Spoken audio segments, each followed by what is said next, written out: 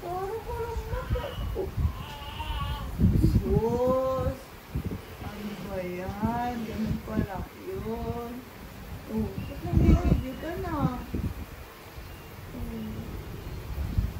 Kwenta mo kay Lola sa baba, dali. May girlfriend na siya sa baba eh. Kwento mo kay Lolo. Yung girlfriend mo? Ay, sabi ko, Jesus, girlfriend. naiya pa. Iya ka pa eh. Asan na yung girlfriend mo doon? Alam mo, mahilig to sa maputi eh. Si Flores, dinaanan siya ni Flores, hindi siya pinansin. Aba, hinabol ng tingin. Na, May picture pa nga sila bago umuwi eh. no, inabol ng tingin. Matapos, tao siya ng tawa. Ha? No? Si ate yun eh, di ba? Pungis-ngis. Ate ko yun eh. Opo. Si ate Micaela.